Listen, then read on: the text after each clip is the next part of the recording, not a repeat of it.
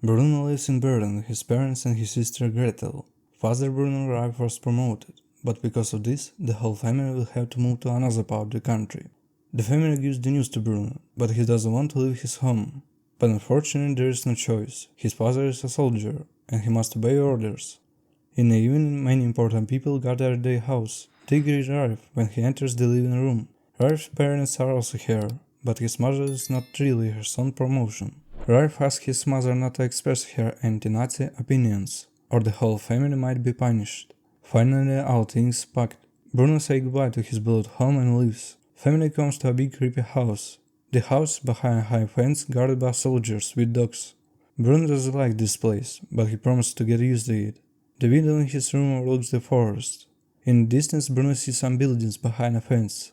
The boy thinks it's a farm where people grow vegetables and raise cattle. But for some reason all the farmers wear striped pajamas. Bruno tries to find out more about these people from his mother, but at first he does not understand what her son is talking about.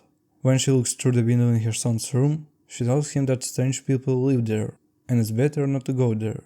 But Bruno has seen children there, and he wants to make new friends. Because of the ban, Bruno has to stay home all the time. He is not allowed in the backyard. In his room he can only play checkers with himself. When the whole family comes together for lunch, Ralph informed them that the children no longer need to attend school. He hired a tutor for them. Bruno doesn't mind, because he's never done homeschooling before. After lunch, he lies under a tree and realizes that a nice swing could be built here. Bruno goes to ask his father driver for a tire. By the way, Bruno's 12-year-old sister likes him. Grättel invites Pavel, a Jew, who peels potatoes, takes care of the grounds, and does other dirty work. He tells him to give the boy a tire. As the boy is swinging on a swing, he sees smoke rising from the farm. He stands on the tire to see what's burning, but he falls and breaks his knee. Pavel comes to the rescue. He takes Bruno to the house and then treats and bandages the wound. They begin to talk, and Pavel tells him that he used to be a doctor. Bruno wonders why the doctor changed his job to peeling potatoes for his father. Finding that Pavel had helped Bruno, his mother overpowered herself and thanked the old Jew for his help. Finally the teacher arrived. He talks to Bruno and Grättel and finds out that Bruno only reads adventure books. He gives him a book on a new history. The children of a Nazi officer should receive appropriate education and the teacher should be here for that. Bruno, however, was not happy with this kind of reading. He noticed that the door to the backyard was open and decided to escape. He ran through the woods, then across the creek, and ended up near a barbed wire fence. Behind the fence sat a boy in striped clothes with a number on his chest. The boys got to know each other. Bruno's new friend is called Shmuel. Bruno asks Shmuel about the place where he lives, but the boy does not know much himself. He only knows that it's impossible to get out here. There are also constant forced to work and hardly fed. From time to time he escapes to the fence to rest from hard work and angry soldiers. The conversation is interrupted by a whistle, and Shmuel has to run back. At home Bruno stole a chocolate bar to feed Shmuel. When he got to the fence, his new friend wasn't there. Bruno started throwing everything he saw over the fence, and one piece of iron got caught in the wire. Turns out the fence is electrified. Bruno thought it was to keep the farm animals from escaping. On that day Shmuel did not appear. Bruno didn't like the Nazi literature taught by the teacher, but his sister took it to heart. She decorated the walls of her room with posters of Führer and Nazi slogans. When Bruno's mother went to town, he took advantage of the moment and went to see Shmuel.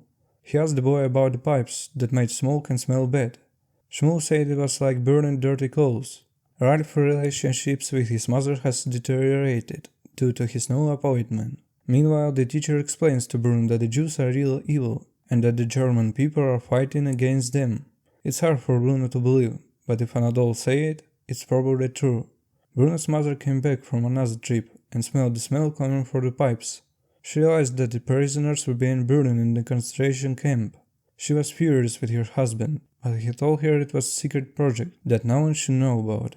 Ralph's father came to visit. Grättel was also invited to dinner. The conversation revealed that his father had fled the country because he did not share the government's views.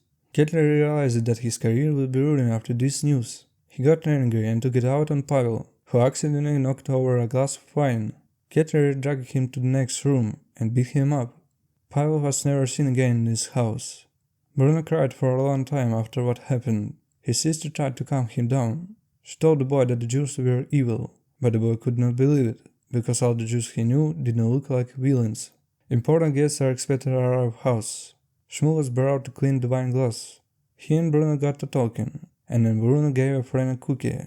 Grättel came into the room, saw Shmuel eating a cookie and accused him of stealing.